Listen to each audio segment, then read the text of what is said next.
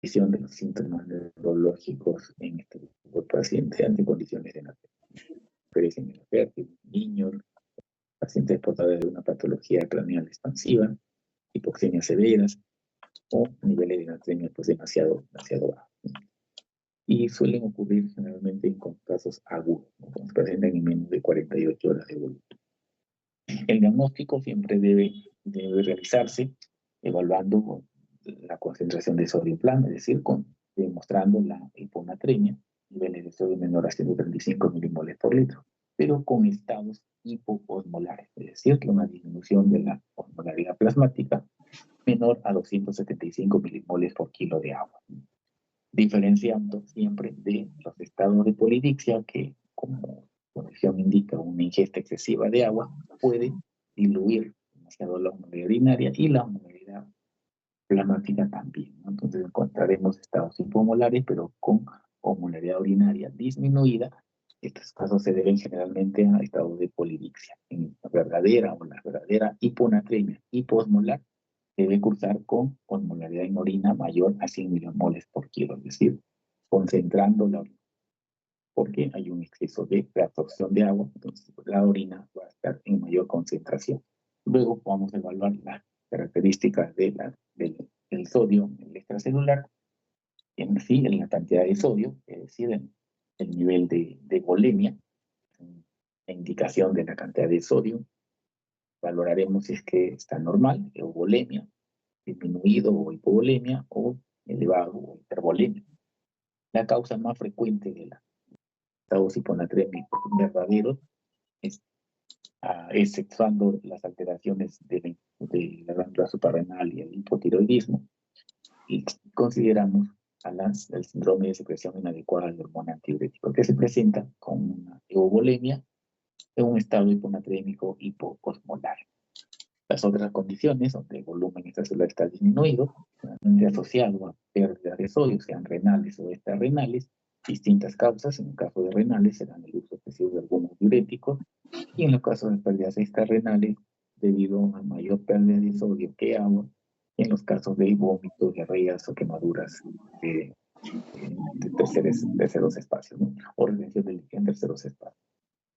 Cuando está elevado, la ganancia de sodio, pero más de agua también. Hablaremos allí del estado de insuficiencia renal, o estado de insuficiencia cardíaca, cirrosis hepática o síndrome nefrótico. Haremos en todo caso siempre un control exhaustivo de la química del suero, determinando la glucosa, la creatinina, sodio, potasio, y con los niveles de sodio, pues la osmolaridad.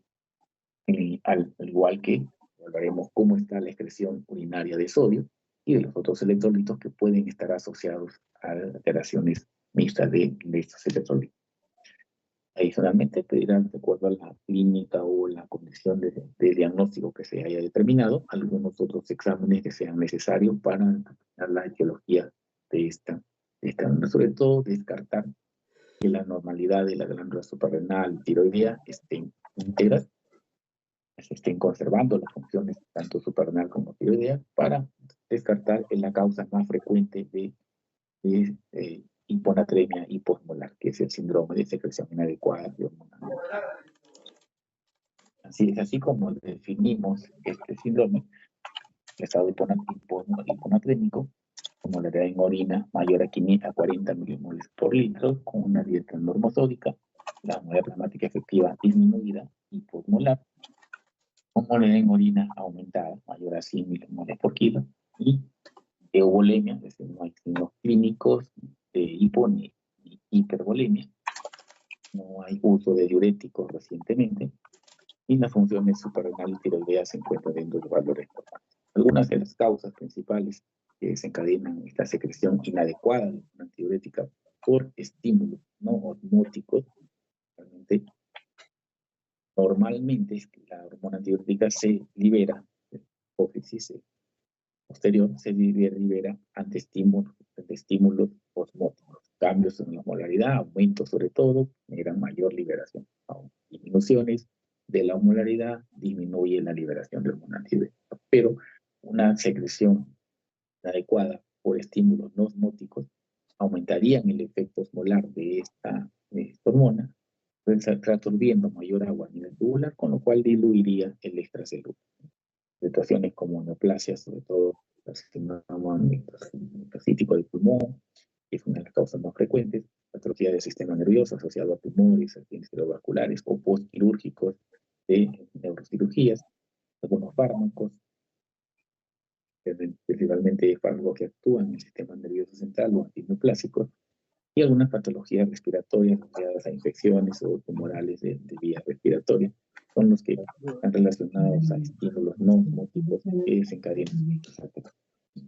En cuanto al tratamiento de la hiponatremia, vamos a diferenciar primero los estados hipervolémicos, que deben tratarse siempre que la causa subyacente que está condicionando esta hipervolemia. Se priorizará el uso de diuréticos, la restricción de agua y sal.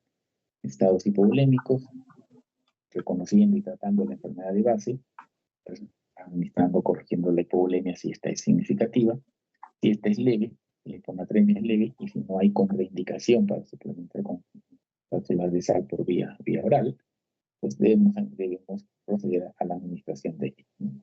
En el caso de hiponatremias severas, pero crónicas, menos de 125 miligramos por litro, situación que y subclínicas, situación que se ve frecuentemente en adultos mayores, y previo cálculo del déficit de sodio, según la fórmula que ve en la parte inferior de esta diapositiva, en el lado izquierdo, calculamos el déficit de sodio y podemos administrarle con solución salina isotónica no menos de 48 horas, puede incluso extenderse más de 72 o más días, inclusive la administración de esa solución salina, hasta corregir esta hiponatremia, porque su presentación se da generalmente de forma lenta y su instauración de esta hiponatremia ha ocurrido en varios días, muchas veces en más de una semana. En adultos mayores se puede observar este tipo de alteración. Calculado el déficit de sodio con la fórmula que observamos, luego vamos a calcular la cantidad el volumen de solución salina a administrar, y ese volumen que calculemos debemos administrarle en no menos de 48 horas. Podemos ampliar incluso más el tiempo de administración con controles mínimo diario, los controles de natremia, ¿no? El fluxograma de la parte derecha nos indica el uso de la solución hipertónica, que es una solución que contiene 513 milimoles de sodio por litro de esta solución, y que se adquiere, pues, prepara esta solución para administrar en los casos graves de hiponatremia con manifestaciones neurológicas graves. Debe administrarse en área crítica, UCI o cuidados intermedios, monitorizando frecuentemente la administración de esta solución. Cada 2 horas, luego de iniciado la infusión administrado en bolos o bomba de infusión, según el grado de severidad de la hiponatremia, si es que está asociada a síntomas moderados o a síntomas graves, principalmente los síntomas graves son las convulsiones o la función del centro respiratorio por la hiponatremia, descartando otras causas de estas complicaciones severas. Se debe iniciar bolos, pues, que pueden llegar hasta 1 a 2 mililitros de esta solución por kilo de peso por hora, o a veces con un bolo de 100 mililitros, un bolo único, y se debe controlar cada 2 horas la natremia. Según la valoración de esta natremia, si es que se alcanza valores de aumento mayor a 6 milimoles por litro, se deben interrumpir. En cualquiera de los dos escenarios, tanto para síntomas leves o moderados, según la infusión que se ha administrado inicialmente, y si este valor se alcanza en las primeras 2 horas, debe luego interrumpirse la solución.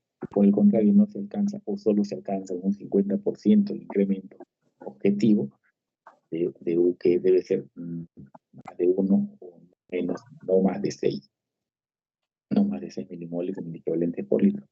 Si no se duplica la dosis, si es que ha sido muy insuficiente y no se ha logrado el objetivo esperado, se puede duplicar la dosis hasta alcanzar 2 contra 2 horas después de esta nueva dosis, de valorar si es que se ha logrado o no su recuperación de esta natremia. Se debe suspender cuando alcance 130 milimoles por litro. Y se debe interrumpir esta solución y reevaluar, pues luego, ya que el paciente está fuera de peligro, con esos valores de natremia alcanzado, se debe evaluar la etiología o las causas que pueden haber generado esas alteraciones y actuar sobre ella para recuperar por completo la salud del paciente en vista de la corrección ya de electrolítica que se ha alcanzado. En el caso de que ocurra una hipernatremia, definida esta como una concentración de sodio mayor a 145 milimoles por litro, con una molaridad plasmática aumentada, hipernatremia hiperosmolar, asociada generalmente a un déficit de agua. Este déficit de agua puede ser por una falta de ingesta, recordando que cambios entre la osmolaridad plasmática entre 1 a 2% nada más de aumento de la osmolaridad plasmática es suficiente para estimular el centro regulador de la SEC y provocar pues la liberación de hormona antidiurética también luego y revertir pues esta hipernatremia. Puede darse también una pérdida de agua por el riñón cuando ocurre un déficit debido a un déficit de hormona antidiurética o falta de respuesta del riñón a las concentraciones normales de hormona antidiurética, conocido como diabetes insípida. Esta es una de las causas principales relacionadas a hipernatremia hiperosmolar. Y también otra causa es la pérdida de aguas renales, a predominio de agua más de sales. En estados hipernatrémicos, la respuesta renal es la que debe tratar de compensar siempre esta hipernatremia. Así como ante una depresión de volumen total o eficaz, la reabsorción renal de sodio y agua debe alcanzar valores de un sodio urinario menor a 40 milimoles por litro y una osmolaridad urinaria alta. Si hay una reabsorción mayor de agua que de sodio. Y esto regula, pues, tratando de equilibrar la osmolaridad plasmática. Este aumento de la reabsorción de urea que ocurre también en estos casos a nivel túbulo proximal, al que va acompañado de la reabsorción de sodio, lo que resultaría pues en una insuficiencia renal prerrenal. Ocurre un incremento de urea, predominio de, a diferencia de la creatinina, con creatininas dentro de valores normales o ligeramente incrementados, pero niveles de urea sí que alcanzan más de una diferencia mayor a 40 milimoles equivalentes, miligramos, perdón, por decilitro en comparación al incremento de la creatinina. En el estado de hipernatremia, siempre la reabsorción máxima de agua es lo que permite definir si la respuesta de la hormona antidiurética está siendo efectiva. Se logra generalmente con la corrección, se logra porque la hormona antidiurética, su funcionamiento normal, debe garantizar una reabsorción máxima de agua, alcanzando osmolaridad urinaria muy elevada. Si esto no ocurriera, esta osmolaridad urinaria no es máxima como parte de la corrección ante estados hipernatrémicos, esto indicaría que existe un déficit de una antidiurética, ya sea absoluto o funcional. Es decir, en el primer caso, diabetes insípida central, o en el segundo caso, una diabetes insípida nefrogénica. La clínica de la hipernatremia también es neurológica, condicionada por un aumento de la osmolaridad que conlleva la salida del agua del interior de la célula, neurológica principalmente, y la consiguiente deshidratación celular, ¿no? Causante pues, de todos los síntomas, ¿no? La gravedad clínica va a depender de la velocidad de instauración. Si es aguda, será más grave los síntomas, ocurre en menos de 48 horas de evolución, o crónica, mayor a 48 horas de evolución, donde podría asociarse a ese estado crónico, espasticidad, hiperreflexia, temblor, correa y ataque. Y según los niveles de hipernatremia, esta será muy grave cuando alcance niveles por encima de 160 miliequivalentes por litro, donde pueden aparecer síntomas relacionados a su calidad neurológica similares a los en estado de hemorragia cerebral. Aquí hay un diagnóstico diferencial para identificar el origen de la hipernatremia, dependiendo de si estamos ante condiciones de volemia baja, volemia normal o volemia elevada. Cuando hablamos de volemia, hablamos de la cantidad de sodio. Es decir, si hay una volemia baja, pero con un sodio total bajo, asumimos que es lo que nos indica esta volemia, y baja, ¿no? Indica que el sodio total está bajo, o está perdiendo sodio más que agua, o está ganando más, está reabsorbiendo o ingiriendo menos sodio que agua, ¿no? O más agua que sodio. Pero menos agua que sodio. Es baja la ingesta, ¿no? Esta pérdida de este sodio total bajo con volemia bajo, lo que se relaciona, puede deberse a una pérdida de agua, que esta va a ser superior a la pérdida de sodio. Hay un sodio también disminuido, pero más está produciéndose mayor pérdida de sodio. Puede ser pérdidas del urinario o renales o extrarrenales. La volemia será normal, lo que indica un sodio total normal, cuando ocurren pérdidas de agua, pero sin pérdidas de sodio. Es decir, permite mantener la volemia, pero esta pérdida de agua libre que está ocurriendo puede darse en los estados de diabetes insípida, donde se alcanzan molaridades urinarias menores a 700 milimoles por.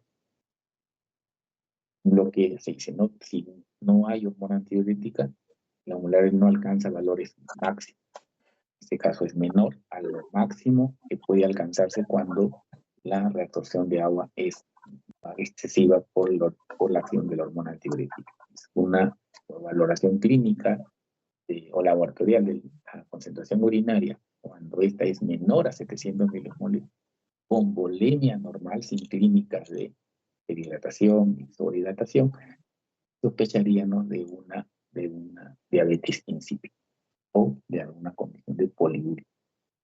Y también puede deberse, una situación similar con volemia normal, puede deberse a una hipodixia, es decir, la pobre ingesta de agua, o negarse a la ingesta de agua. Y ocurrirá también una hipernatremia, una situación con volemia elevada, es decir, ganancia de agua, a la vez que también sodio, es decir, un sodio total también está elevado, no hay pérdida de agua aquí. La presión de sodio en orina mayor a 100 milimoles por litro. Está relacionada con sobrecarga de sodio, a síndrome de Cushing o hiperaldosteronismo. En todos los exámenes, al igual como la valoración de la situación de hiponatremia, se debe solicitar también en los casos de hipernatremia. Este cuadro diferencial aquí nos permite distinguir los estados hiperosmolares en las situaciones de normalidad. En el caso de diabetes insípida central, insípida nefrogénica, aquí la condición de polidixia, como se encuentra la molaridad plasmática, la molaridad urinaria, la molaridad tras administración de hormona antidiurética, la molaridad tras restricción hídrica y la hormona antidiurética a nivel plasmático. Diferenciamos aquí claramente en la diabetes insípida central, donde está reducida la concentración de hormona antidiurética plasmática, y en caso de diabetes insípida nefrogénica puede estar normal o incluso aumentar, porque a pesar que no es una alteración principal, la liberación de hormona antidiurética en este caso, lo que ocurre es una respuesta alterada porque se interpreta que no hay hormona antidiurética cuando a nivel tubular renal. Pero lo que sucede es que lo que está alterado en este tipo de diabetes insípida es la respuesta de las acoporinas o los transportadores de esta hormona antidiurética a nivel de las células tubulares renales. Los estados de polidixia, pues encontraremos hormona antidiurética disminuida porque está condicionando a una mayor ingesta de agua, no requiere el estímulo de la hormona antidiurética para eso.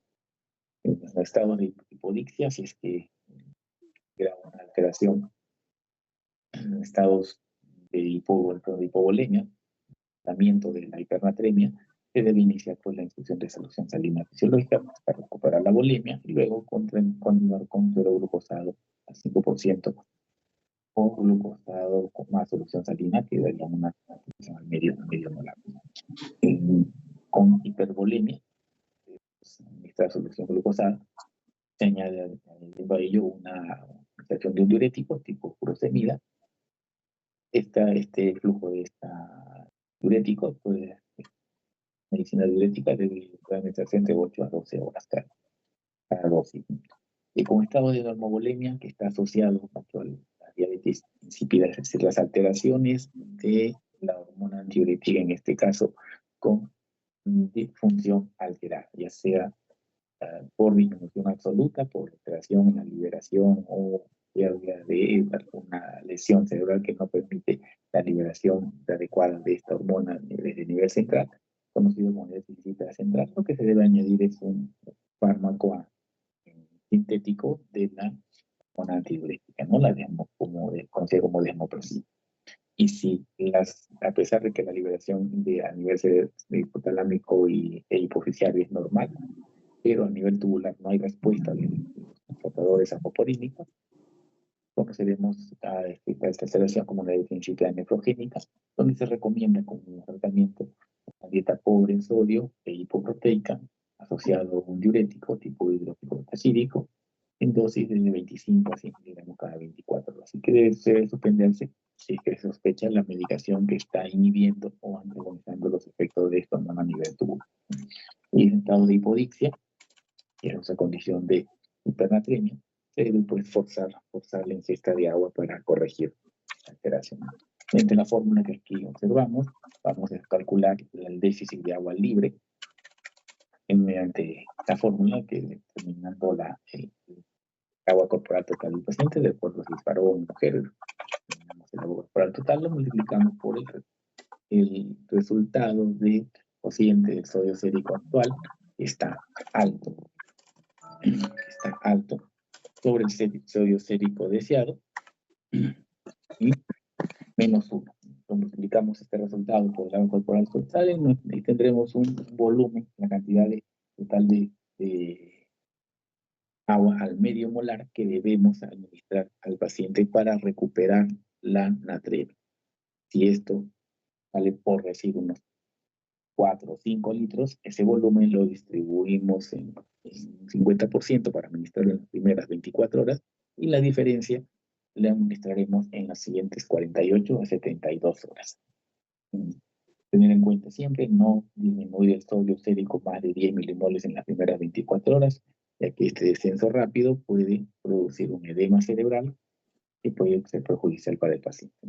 En casos graves, debemos controlar la natremia cada 2 horas y si una vez se alcance valores de natremia menores a 145 milimoles por litro, se debe suspender la corrección de la administración de esta solución. Cuando hablamos de alteraciones del potasio, uno de los electrolitos es importante, vamos a considerar a este electrolito como un electrolito principal en un medio intracelular, ya que es aquí donde se encuentra el 98% de todo el potasio del órgano. Su balance está interrelacionado con el resto del equilibrio del metabolismo hidroelectrolítico, es decir, sodio y otros. En el espacio extracelular se mantiene constante, intercambiando siempre desde el espacio extracelular al intracelular y viceversa, según las necesidades y requerimientos de este último espacio. Ayudado por la bomba de sodio potasio ATPasa, donde ingresa el potasio hacia el intracelular contra un gradiente de concentración. Siendo menor en el extracelular, esta bomba favorece el transporte hacia el intracelular como medida de reserva, por ejemplo, después de una ingesta normal de potasio en una dieta regular. Los niveles normales en sangre se consideran de 3.5 a 5 equivalentes por litro, que equivalen a un equivalente equivale a 39 miligramos. La excreción de potasio se regula pues, finalmente a nivel renal, donde a nivel de las células tubulares del túbulo contorneado distal, grupo especial de células conocidas como células principales, determinan la excreción final de potasio hacia la luz tubular para luego reequilibrarse con la absorción de sodio al intersticio y a los capilares peritubulares mediante la ayuda de la aldosterona, ¿no? Que activa los transportadores de ATPasa en la membrana basal de estas células tubulares, ¿no? Como vemos allí en la imagen. Esto luego se regula para garantizar de la ingesta de sodio diaria y que se filtra en total 756 equivalentes por litro en 24 horas de un volumen de 180 litros por día de volumen que se filtra, se va a eliminar solo 92 mil equivalentes que equivalen a aproximadamente la cantidad de potasio que se ingiere en una dieta promedio en un adulto. Esta alteraciones del potasio tienen que evaluarse también como es la respuesta de la función renal en relación al metabolismo urinario del potasio. En estado de hipopotasemia, el riñón normal debe disminuir su excreción, tanto debe retener potasio, y en estado de hiperpotasemia aumenta o acelera el intercambio de potasio en la célula tubular renal para aumentar su excreción. Importante considerar aquí la relación que existe entre el sodio urinario y el potasio urinario. La proporción de estos iones en el urinario no debe ser menor de 1 ni mayor de 3.5 en condiciones normales. Cuando este se invierte, es decir, al predominio más de potasio que de sodio, indica pues, un estado de hiperaldosteronismo secundario. En muestras aisladas de orina se puede determinar la hipopotasemia urinaria, que debe ser menor a 20 equivalentes por litro, aunque en estado de hipopotasemia debe alcanzar estos valores, es decir, disminuye su excreción para corregido o mantener una potasemia normal. En estados de hiperpotasemia no hay un valor definido por el cual debe equilibrarse o regular su excreción ante esta condición de hiperpotasemia. Está aumentada, realmente sí está funcionando bien el sistema suprarrenal, pero no hay un valor promedio para condiciones de hiperpotasemia. Caso de hipopotasemia, sí, porque el riñón protege o evita que disminuya excesivamente. En los exámenes de orina de 24 horas se ha observado en estado de hipopotasemia, el potasio urinario puede alcanzar menores valores, menores a 15 equivalentes en una muestra de orina de 24 horas. En hiperpotasemia, esta medida en 24 horas puede alcanzar hasta valores mayores a 100.000 equivalentes por evaluado mediante otros parámetros, otros índices como la expresión fraccionada de potasio o el gradiente tabular de potasio. Este último puede relacionarse con la acción de la aldosterona y se considera que en una dieta normal, sin patología de glándula suprarrenal principalmente, este gradiente tabular puede llegar a ser considerado entre 8 a 9 con valores normales. En estado de hiperpotasemia puede alcanzar valores mayores a 10. En hiperpotasemia, pero es que esté asociada a hipoaldosteronismo, puede alcanzar valores menores a 4.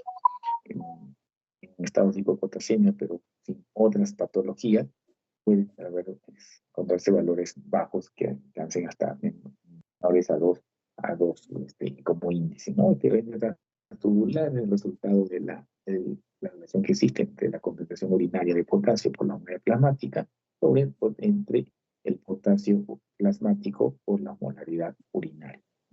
De acuerdo a esos índices determinados, podemos relacionar una asociación que tengan estas alteraciones con los niveles de aldosterona. La clínica de las alteraciones del potasio está relacionada con las patologías cardíacas, ¿no? Con las alteraciones cardiológicas. Vemos aquí imágenes del electrocardiograma en dos situaciones, en A, en estado de hipopotasemia, y también en estado de hiperpotasemia. En ambas, las alteraciones del trazado electrocardiográfico es la clínica principal que determina la gravedad de esta alteración. Van a depender mucho en cuanto a alteraciones en el enlentecimiento de la conducción cardíaca, extracístoles auriculares y ventriculares, bradicardias, arritmias ventriculares y llegando incluso a paradas cardíacas. Hablaremos ahora de la alteración de la hipopotasemia. Es una disminución de la concentración de potasio menores a 3.5 miliequivalentes por litro. Se presenta hasta en un 20% de pacientes hospitalizados y se asocia hasta en un 40% en pacientes tratados con diuréticos hipotiazida. Los síntomas más frecuentes están presentes cuando este disminuye a valores menores a 2.5 miliequivalentes por litro, teniendo en cuenta que los niveles séricos son solo orientativos del déficit total del potasio corporal. Recordando que el pool de potasio principalmente está en el intracelular, y lo visto en el extracelular generalmente es una función no real de la pérdida total de potasio. Se dice que por cada miliequivalente por debajo de 3 miliequivalentes, se espera que se pierda entre 100 a 200 miliequivalentes del pool de las reservas del intracelular. Esta hipopotasemia será leve, de 3 a 3.5, y grave cuando sea menor a 2.5 miliequivalentes por. importante considerar esta gravedad, ya que algunas causas relacionadas a estados de hipopotasemia van a estar relacionadas al desplazamiento del potasio desde el medio extracelular al intracelular, ¿no? Como ocurre con el uso de algunos fármacos como beta-agonistas, situaciones de alteración del ácido base como alcalosis metabólica, fármacos como la insulina, o también debido a pérdidas renales como ocurre en el hiperaldosteronismo, donde se acelera o se exacerba el transporte tubular renal. Y pérdidas digestivas que se presentan en caso de vómitos, diarreas secretoras, fístulas, granulostomías, tirado nasogástrico, abuso de laxantes, ¿no? En quemaduras extensas también puede observarse pérdidas de potasio por el tejido que se está perdiendo y puede generarse clínicas de hipocalemia. La gravedad del hipopotasemia va a depender de la magnitud de descenso y se debe, como parte del control, debe monitorearse también el nivel de magnesio, ya que este está relacionado con alteración también este transporte de potasio, no altera los cotransportadores de la bomba sodio-potasio y permite también el ingreso pues, de potasio hacia el cerebro, se altera y no corrige la hipocalemia o hipopotasemia. Debe corregirse previamente la hipomagnesemia porque esto favorece la pérdida a nivel renal y favorece pues, el ingreso de potasio hacia el intracelular. Este tratamiento, pues, en estos casos de hipopotasemia severa, debe tratarse con un tratamiento endovenoso. Así que en las condiciones de hipopotasemia moderada y grave, valores menores de 2.5 miligramos por litro, debe seguirse un tratamiento intravenoso. Intolerancias orales, sospecha de hilo paralítico que lleva pues, a una intolerancia oral. Sintomatología grave asociado a manifestaciones cardíacas, arritmias, infarto agudo de miocardio o paciente con hipocalemia, hipopotasemia que esté usando concomitantemente digital. El riesgo mayor de hipopotasemia debe controlarse con administración de corrección de la calemia con tratamiento endovenoso. La dosis endovenosa debe administrarse por vía central con una dosis no mayor a 20 equivalentes por hora. Esto por vía central se hace por el alto riesgo de flebitis cuando se hace por una administración por vía periférica. La dosis en función de los niveles séricos y la eliminación urinaria de potasio debe garantizarse una corrección con controles frecuentes de potasio en sangre. En casos graves de hipopotasemia menores a 2.5 miligramos por litro, también puede administrarse mayores flujos de infusiones de hasta 40 mil equivalentes de potasio, el cual se diluye en la solución salina, se puede pasar en 2 horas. Y luego pueden dejarse una infusión que contenga 120 mil equivalentes de potasio y debe administrarse toda esta cantidad de potasio hasta en 24 horas. No superando siempre, procurar no superar la velocidad de infusión de 20 mil equivalentes por hora.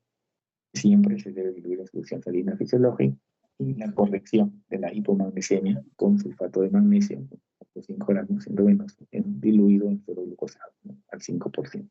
Y se pasa en 15 minutos.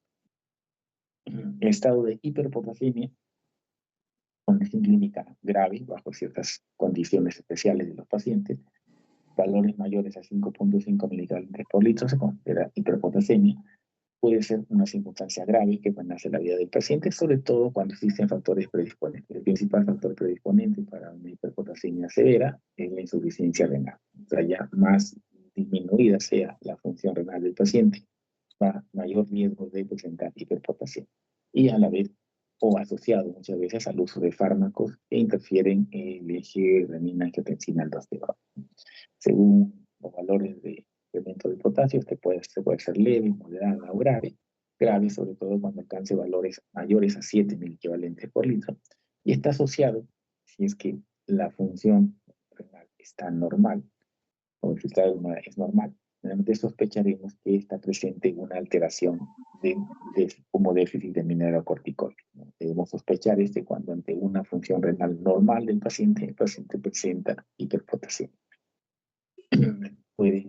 estar disminuida su secreción por alteración de la glándula renal o por fármacos que bloqueen su síntesis o acción, o el uso concomitante de más de 2 fármacos que actúan a ese nivel.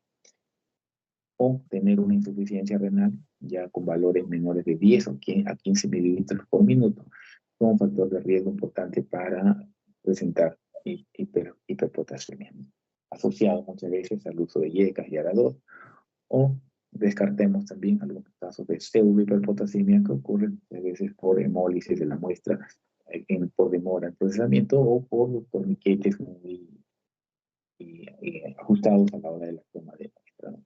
Y otras muestras como etiologías menores de hiperpotasemia, pues el déficit de regulación tubular, traumatismos extensos, lisis tumoral, quemaduras, hemólisis y otras condiciones como raconeuritis, ¿no?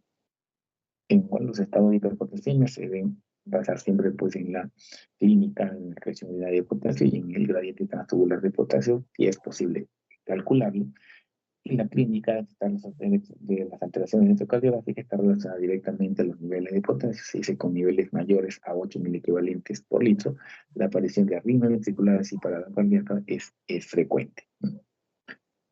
Este cuadro resume el tratamiento que frecuentemente se hace para los estados de hiperpotasemia, principalmente tratando de estabilizar como primera medida urgente con una condición de hiperpotasemia, independientemente del riesgo que haya sido el factor desencadenante en el paciente, se debe estabilizar la membrana cardíaca, antagonizar los efectos de la hiperpotasemia a nivel de los músculos cardíacos, el músculo cardíaco principalmente, con gluconato de calcio, administrado de 1 o 2 ampollas de fármaco en 100 mililitros de solución salina fisiológica y se pasa en 10 minutos. Se debe repetir continuamente hasta que desaparezcan los cambios electrocardiográficos de la alteración del hipercalcio. De forma continua se debe administrar hasta que desaparezca. Este tratamiento debe darse entonces en un paciente monitorizado con sus electrodos respectivos para monitoreo del trazado electrocardiográfico. Su efecto es rápido, dura entre 40 a 60 minutos y el objetivo es disminuir la excitabilidad cardíaca antagonizando con el gluconato de calcio, antagonizando los efectos de la hiperpotasemia en células musculares cardíacas. Los beta-2 agonistas utilizamos como para el fármaco para nebulizarlo, pero la indicación, lo realizan en nuestras literaturas, es endovenoso. Su inicio de acción es de 15 a 30 minutos, dura hasta 4 horas, y el objetivo es estimular el ingreso de potasio al interior de la célula. Lo que es relativo porque pasado el tiempo de duración del efecto, es decir, 4 horas, el potasio puede volver a salir si es que no se mantiene el tratamiento de administración de este fármaco. La glucosa más insulina tiene el mismo objetivo, diluido 10 unidades análogo de insulinas en una solución glucosada. Se puede pasar en 1 o 2 horas, conocida como solución polarizante, como se hace.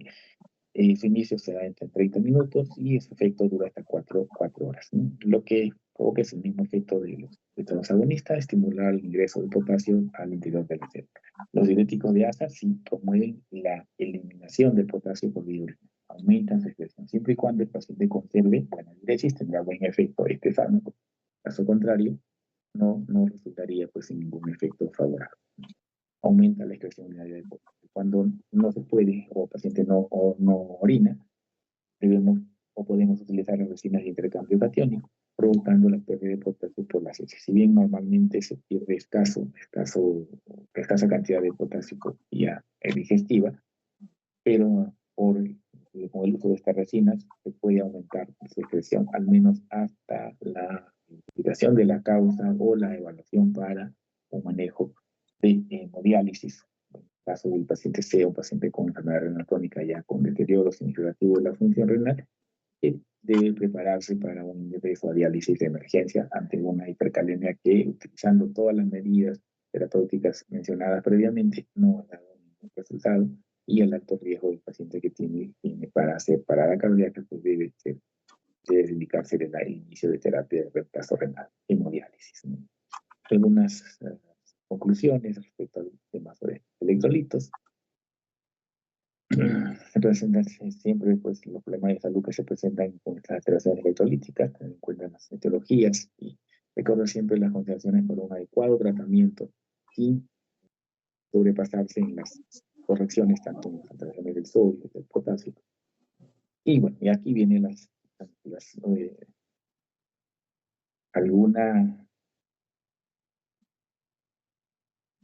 alguna pregunta hasta el momento.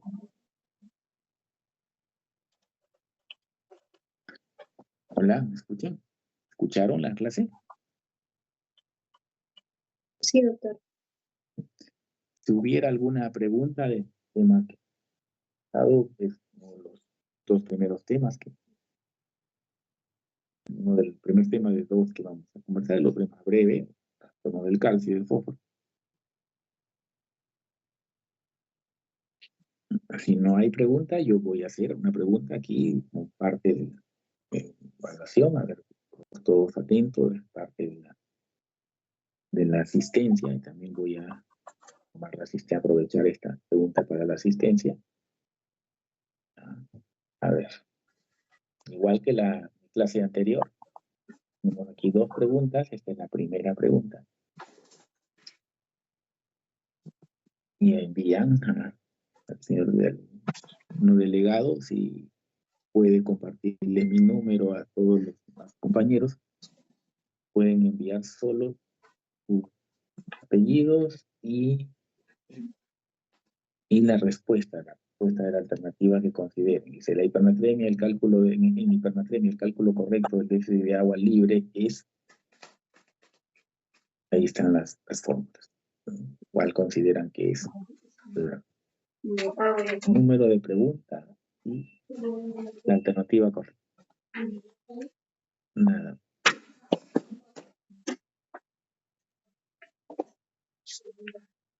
Espero sus respuestas.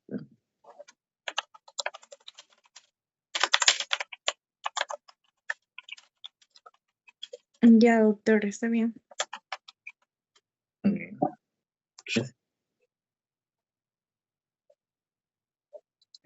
Bien, la segunda pregunta es esta. En la hipopotasemia severa, el tratamiento inicial más adecuado es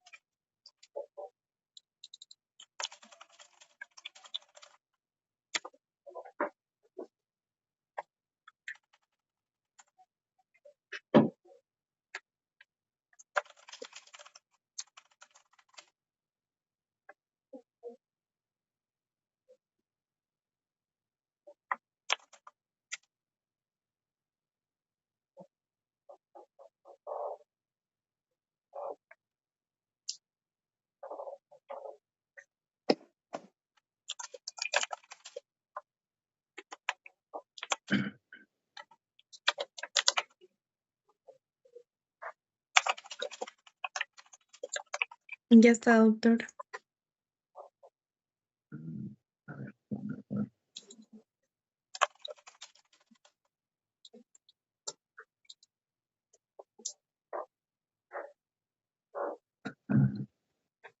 a ver, vamos a aprovechar tomando lista mientras van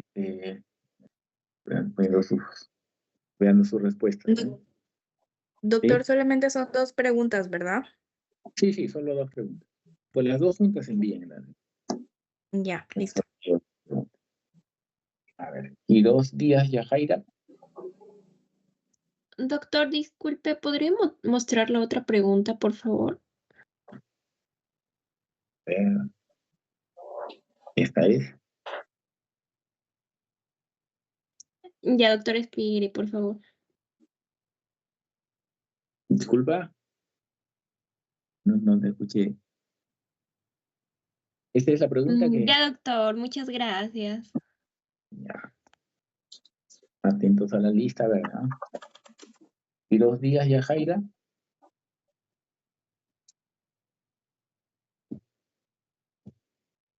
Carranza Rubio.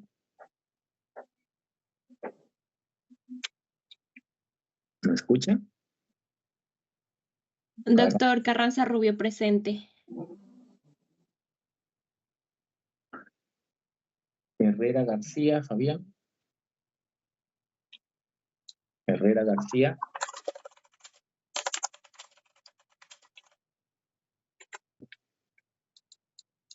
Albañil Manfuñay. Albañil. León Angulo.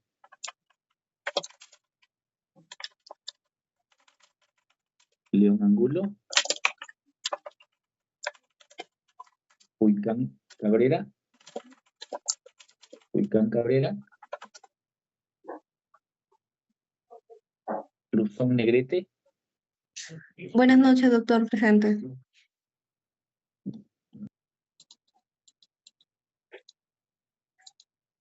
Montesa Ramos. Montesa Ramos.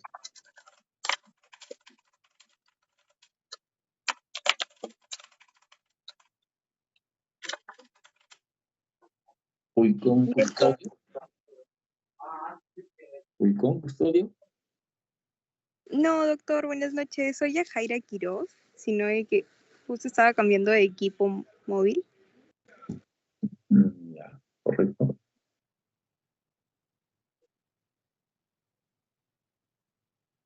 Montesa Ramos. Huicón Custodio. Ayala Palacios. Alcalde Silva. Presente, doctor. Alcalde Silva.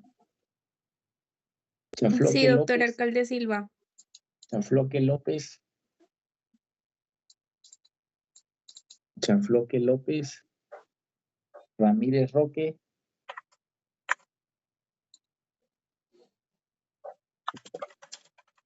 Leva Aquinaula. Presente, doctor, buenas noches. Doctor, buenas noches, Yaguenta Ramírez Noriega. Roque. Buenas noches, Estoy doctor, presente. Yaguenta Noriega. Buenas noches, sí, doctor, Yaguenta. Bardales Rodríguez. Buenas noches, doctor, presente. ¿Es? Bustamante Yuyas. Buenas noches, doctor, presente. Carrero Castro. Carrero Castro.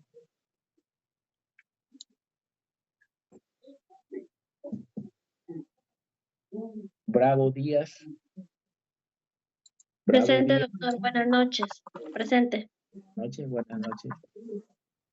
Pintado Castro. Buenas noches, doctor, presente. Silva Reyes. Buenas noches, doctor, presente. Silva Reyes. Sandoval Salazar. Sandoval Salazar. Sandoval Salazar. Presente, doctor. Buenas noches. Buenas noches. Buenas. Doctor, buenas noches. ¿Me escucha? ¿Cómo se apellida? Doctor, yo soy Puicón, estuve hablando, no sé si me logró escuchar.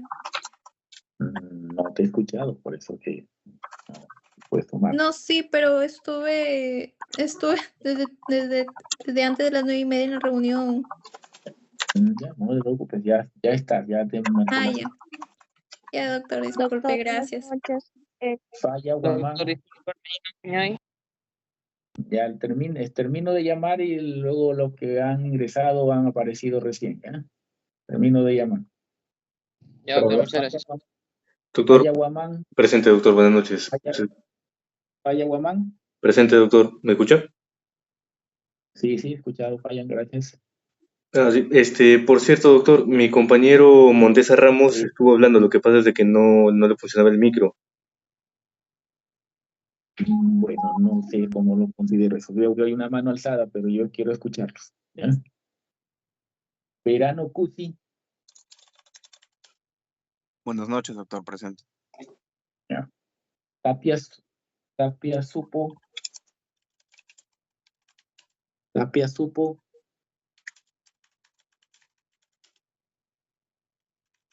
Fernández Sobrino. Presente, doctor, buenas noches. Jiménez Vázquez. Presente, doctor. Buenas Vázquez. noches. Presente.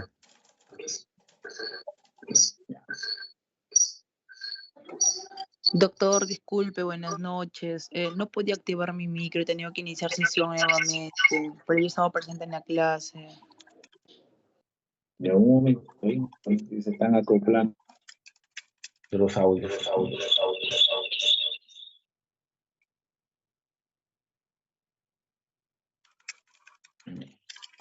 A ver. Voy a volver a llamar a los que no han contestado, que tengo registrado. Herrera García.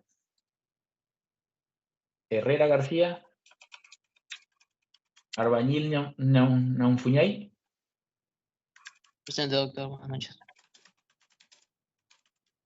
Arbañil. Presente, doctor, no sé si me escucha, estoy hablándole.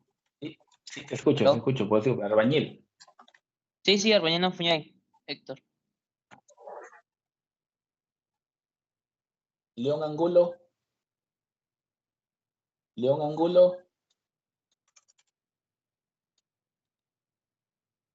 Uican Cabrera. Doctor, buenas noches. Presente. Ya.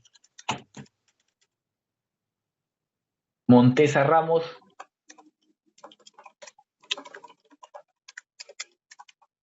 Montesa Ramos, si me escucha, desactive su mano alzada y vuelva a activar.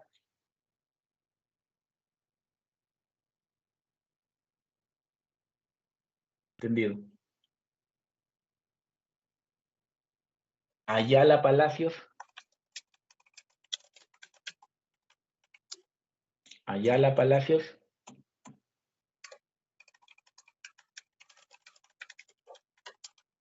Chafloc López.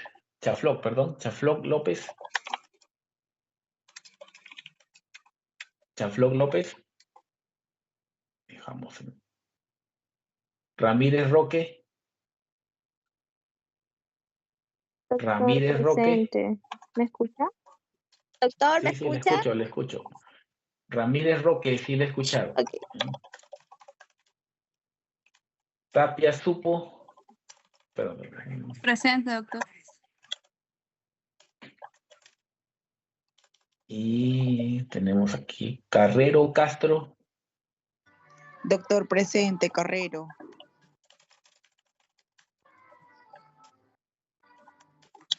Carrero Castro. Sí, gracias. Muy bien. Ya. Bueno, vamos a continuar entonces con la presentación. Siguiente tema. Visualizan la presentación que allí comparto. Confirmen, por favor. Sí, doctor, sí se ve. Ya, listo, en forma rápida la vemos. Ya podemos hablar ahora del metabolismo del calcio y fósforo y sus alteraciones. El metabolismo del calcio y fósforo implica un complejo sistema de regulación homeostática, ¿no? El calcio pues está considerado como un Mineral importante y vital en la función neuromuscular. Influye pues, en la contractilidad cardíaca, la permeabilidad de membranas, coagulación sanguínea, mineralización ósea, secreción y acción de diversas hormonas y enzimas importantes, ¿no? Este papel vital que es el calcio ayuda en todos estos factores como mencionamos, y el fósforo pues constituye, pues, forma parte como constituyente importante de los fosfolípidos de las membranas celulares. Es un componente metálico de los nucleótidos de alta energía, el ATP y otros, y actúa como un regulador de diversas enzimas, ¿no? Muchos sistemas hormonales participan en este metabolismo osteomineral. Este eje refleja pues ante acciones de disminución del calcio en sangre se activa la liberación de hormona paratiroidea que a nivel digestivo y renal influyen para garantizar o mejorar la resorción ósea y equilibrar pues tanto los niveles secundarios después de todo ese eje de acciones hormonales, corrige por varios mecanismos los niveles de calcemia, ¿no? Así como el calcio está distribuido en el plasma en un 40% unido a la albúmina, un 10% está unido a otros aniones, y en forma libre el 50% del calcio total se encuentra pues, en forma libre o ionizada, que es la forma activa de calcio que se va a intercambiar con la célula, ¿no? Estos cambios a nivel del calcio iónico son los que participan en la homeostasis. Y su distribución del fósforo, que van asociados siempre como sales de fosfatos de calcio, va a influir en un 70% de este fósforo del plasma se encuentra en forma de fósforo orgánico compuesto por los fosfolípidos y otros esteres de fosfato. Y solo un 10% circula unido a proteínas, el resto de forma inorgánica, es el que se encuentra en forma iónicas también, unido pues, como libres iónicos, y es el que interfiere en el cambio, ¿no? Los valores normales de calcio y fósforo, como lo mencionamos, escribimos ahí en la parte derecha de la diapositiva, donde debemos tener en cuenta, ya que un gran porcentaje de calcio se encuentra unido a la albúmina, tenerlo en cuenta cuando los niveles de albúmina sean bajos, tener en cuenta que esta porción de calcio unido a la albúmina se alteraría, ¿no? Y las cifras reales de calcemia estarían alterados con niveles menores, ¿no? Hablaremos de hipercalcemia cuando se identifiquen valores de calcio en sangre mayores a 10 miligramos por decilitro. Dentro de las etiologías de hipercalcemia tenemos etiologías que ocurren por aumento en la absorción y descenso en la eliminación de calcio, hipercalcemia por un aumento en la resorción ósea y otros tipos de calcemia. El cuadro de la parte derecha resume algunas de las otras etiologías que se encadenan hipercalcemia. La crisis hipercalcémica dentro de las manifestaciones clínicas está relacionada a niveles mayores a 14 o 15 miligramos por decilitro de calcio. Se caracterizan por presentarse en pacientes con insuficiencia renal, estados de deshidratación y obnubilación progresiva, y puede evolucionar desde iras oligúricas, coma y arritmias ventriculares. Algunas otras manifestaciones presentes en estos casos, la anorexia, estreñimiento, acortamiento del intervalo QT. En el sistema nervioso habrá apatía, dificultad para la concentración, insomnio y estado depresivo. Diabetes insípida nefrogénica, insuficiencia renal aguda reversible. En estados de hipercalcemia, como tratamiento, lo que se recomienda es aumentar la excreción renal de calcio, la disminución de la salida de este calcio del hueso y de disminuir la resolución ósea, con bifosfonatos es uno de los fármacos que utilizan en este caso, disminución de la absorción intestinal de calcio. También, como estrategia terapéutica, si los valores son menores a 12 equivalentes litros por miligramo por decilitro de calcio y es asintomático, se debe asegurar una adecuada hidratación para garantizar una diuresis mayor a 2 litros por día. Entre 12 y 14 miligramos por decilitro se le administra infusión de suero salino y diurético adicionales de los bifosfonatos para disminuir o evitar la mayor resorción ósea. Si esas cifras superan ya más de 14 miligramos por decilitro, igual que casos anteriores, y se adiciona la calcitonina, ¿no? La vitamina para disminuir la calcemia directamente. si es mayor ya a 15 miligramos por decilitro, o valores de entre 17 a 18, pues se indica la terapia dialítica para eliminar el exceso de calcio. En los estados de hipocalcemia se definen como valores de calcio en sangre menores a 8.5 miligramos por decilitro en ausencia de hipoalbuminemia. El calcio iónico puede encontrarse también disminuido en valores menores a 1.15 milimoles por litro, que es una indicación también de hipocalcemia. Las causas están relacionadas a precipitaciones, ligamento, quelación del calcio circulante. No se encuentra libre el calcio, entonces se observa niveles bajos de calcio. Si está asociado a hipocalcemia, existirá mayor calcio no unido, no se identifica, ¿no? Descenso del flujo de calcio del intestino al hueso o del hueso hacia el plasma, ¿no? Hay una alteración de la corrección de los mecanismos hormonales que regulan la calcemia. Esta hipocalcemia puede presentarse como formas clínicas, desde las condiciones asintomáticas hasta graves. La característica principal es la tetania, producida por un aumento de la irritabilidad neuromuscular. Se expresa clínicamente lo característico de un espasmo carpopedal. Esta tetania puede ser latente y que puede ponerse de manifiesto cuando se aplica la maniobra semiológica a la exploración de Chevström, que es percutir, ¿no? Malar, y se observa una contracción del músculo, ¿no? O signo de Truseau, también para observar una flexión, extensión de cuando se insufra con el brazalete hasta superar un valor de la presión sistólica, ¿no? Esta hipocalcemia también puede ser intensa pero en forma severa puede presentar síntomas como convulsiones, edema de papila, y electrocardiográficamente observarse un alargamiento del segmento QT en el electrocardiograma que se tome de control, que debe hacerse siempre en estados de hipocalcemia severas. El diagnóstico, exámenes de sangre confirman la hipocalcemia, corrigiendo siempre a los niveles de albúmina, ya que es un gran porcentaje que se transporta unido a esta proteína. Orientamos la historia clínica hacia la causa de la hipocalcemia, si es que ha sido operado de paratiroides, o sufre de pancreatitis aguda o politransfusiones. Descartamos la insuficiencia renal, que está asociada a estados de hipocalcemias, hiperfosforemias o hipomagnesemias. Todas ellas son causas frecuentes de hipocalcemia. El tratamiento va a depender de la gravedad de la hipocalcemia y de las manifestaciones clínicas. Entre casos agudos, sintomático o con calcios menores a 7 miligramos por decilitro, se debe administrar calcio intravenoso. Si existe hiperfosforemia, el aporte de calcio oral es de elección, es el carbonato de calcio, por su capacidad también de capturar el fósforo a nivel intestinal, es decir, actuando como un quelante del fósforo, y disminuye su reabsorción, ¿no? Para no influir más en la hiperfosforemia que ya existe en el paciente en estos casos.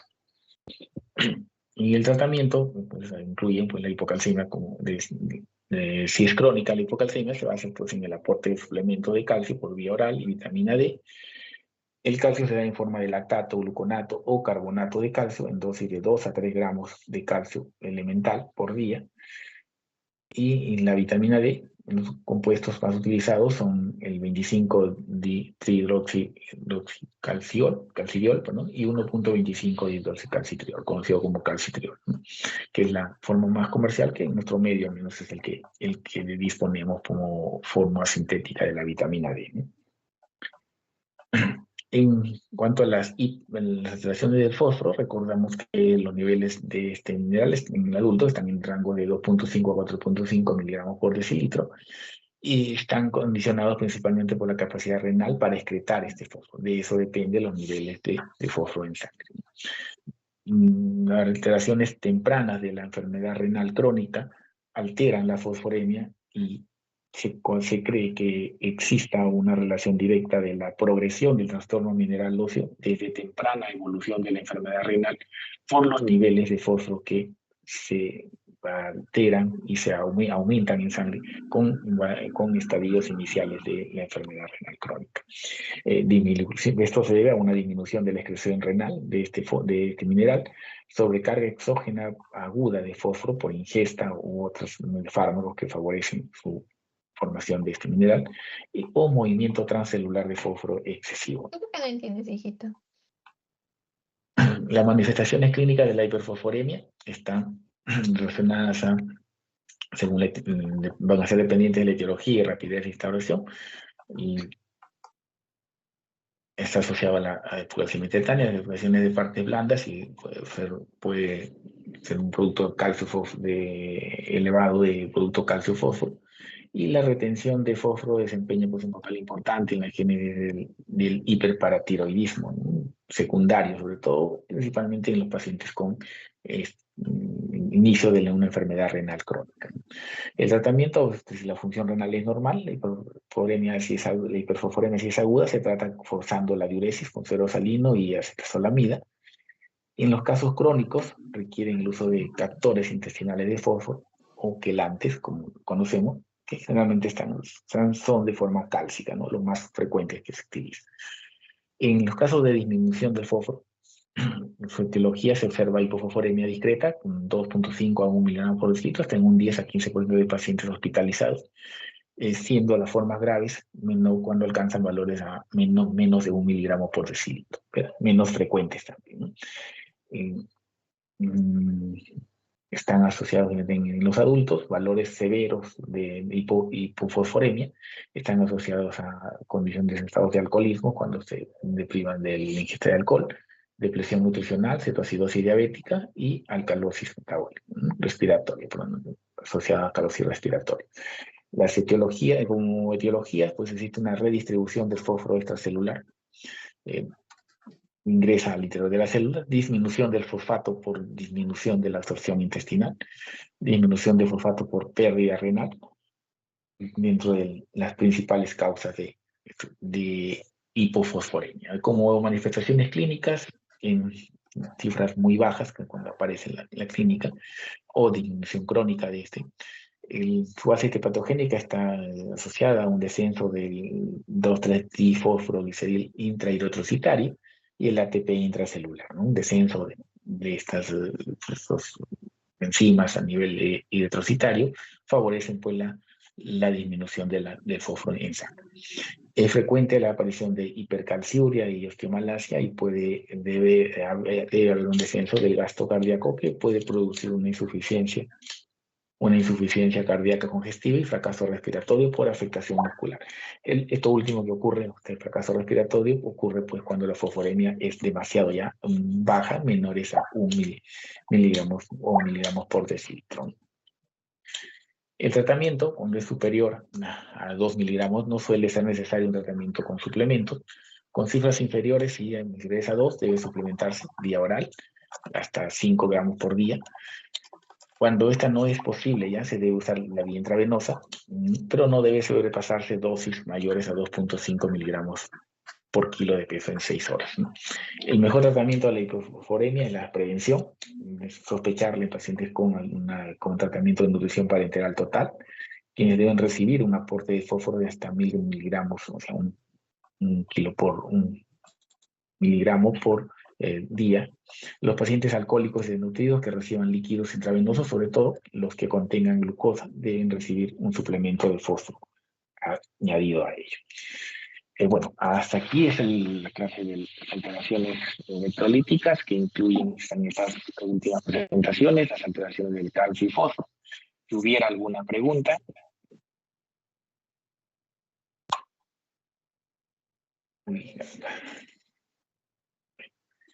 No creo que haya tiempo para más preguntas, pero si tuvieran alguna duda o comentario, aporte, yo quería compartir con ustedes. Hay un cuadro acá que quiero compartir respecto a la alteración de... ¿Observan la presentación que comparto? A ver, este es un cuadro, ya en los últimos minutos de la presentación, ya terminamos, para interpretar los valores de calcio corregido con la albúmina. El calcio normal, ante disminuciones o aumentos de la calcemia, diferenciar si se ha corregido, no recuerdo, a la albúmina en sangre. Puede estar disminuida, y más importante todavía si es que estamos ante estados de probables hipocalcemias, y si la albúmina está baja, esta hipocalcemia puede ser más manifiesta, ¿no? Aquí pongo 4 situaciones clínicas con niveles de albúmina baja los 3 primeros y la última sí normal o alta, ¿no? Y el calcio total medido y luego corregido, ¿no? El calcio total corregido de la fórmula que describo en la parte superior, ahí resaltado en amarillo. El calcio corregido va a corresponder a un cálculo de la suma del calcio total más el 80% o 0.8 de este calcio por la albúmina disminuida de 4, es decir, la albúmina que esté baja. En caso aquí hablemos de hipoalbuminemia, estado de hipoalbuminemia, que es donde se manifiesta más este cambio, esta diferencia se hace notorio, y no solo al calcularla, sino repercusión clínica para ello, ¿no? Vemos la primera condición, por ejemplo, hipoalbuminemia con calcio total bajo, calcio total 7.8. 7.8, es un calcio bajo, hipocalcemia aparente, pero como está con hipoalbuminemia corregido, miren cómo sale corregido, pueden calcularlo con una calculadora, multiplicarlo aquí, el calcio total, que es 7.8 más 0.8 por 4 menos 2, 4 menos 2 es 2, que es la albúmina total, por 0.8 sería 1.6, 7.8 más 1.6 sale 9.4. O sea, la interpretación es de este cálculo del calcio corregido. ¿Cómo estaría? Normo o pseudo hipocalcemia. Así es como se interpretaría, ¿no? Porque sale 9.4. Pseudo hipocalcemia, no es una verdadera hipocalcemia. Hay que corregir la albúmina y luego volver a medir la verdadera hipocalcemia. O calcio iónico, corregir el calcio iónico o medir a la vez el calcio iónico, que también si es que está bajo, ese sí va a ser una interpretación de la clínica que pueda presentar el paciente. La siguiente situación, hipoalbuminemia con hipocalcemia. 6.5, más severa la hipocalcemia, igual hipoalbuminemia en 2, calcio corregido 8.1. Aparentemente, ¿verdadera o no? ¿Cuánto es el calcio? El calcio normal.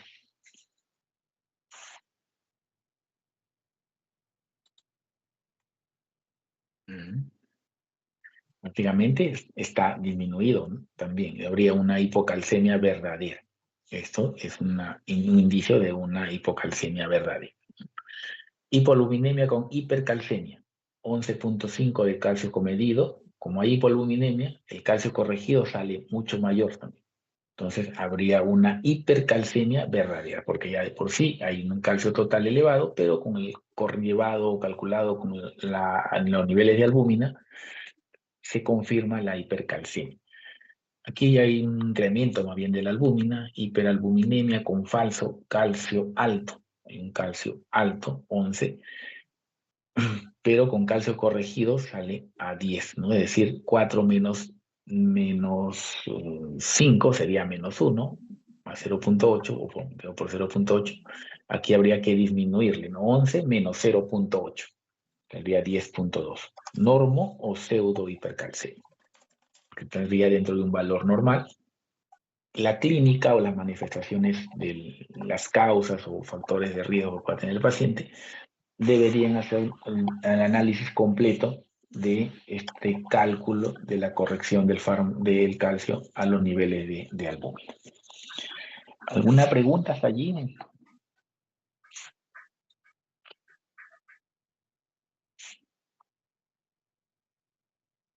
Hola.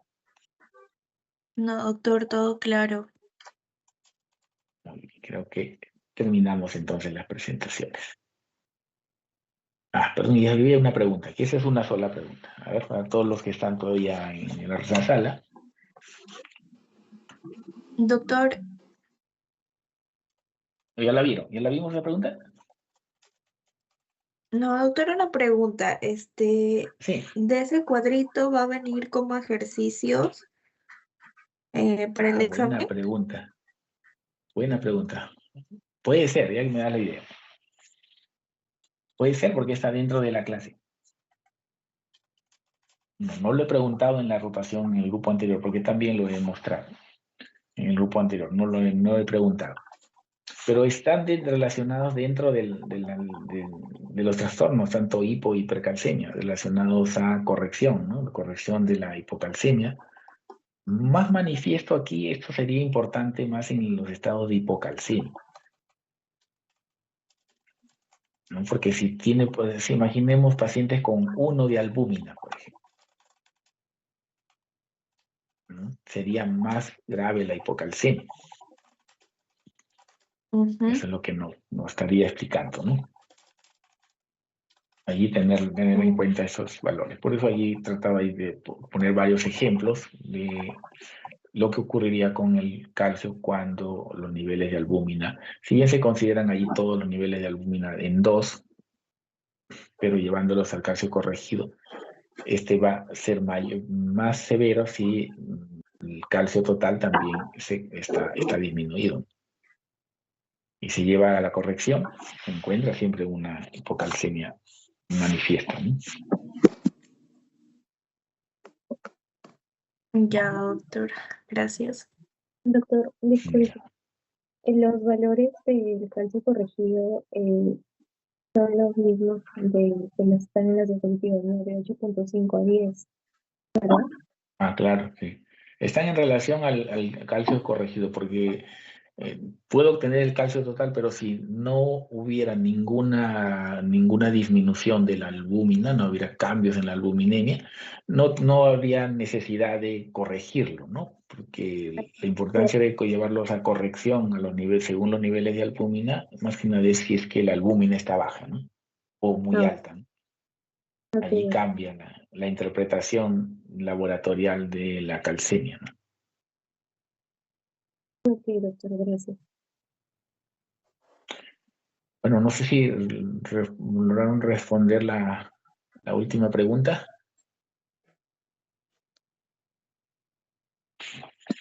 Sí, doctor. A ver. Ya, muy bien. No olviden de enviarla. Ya yo reviso luego los que han respondido esa pregunta. Bueno, si no hubieran más preguntas, disculpen la demora. Tuve un problema técnico ahí de poder ingresar. No podía ingresar con máquina y a la vez compartir pantalla. Tenía problemas con ello.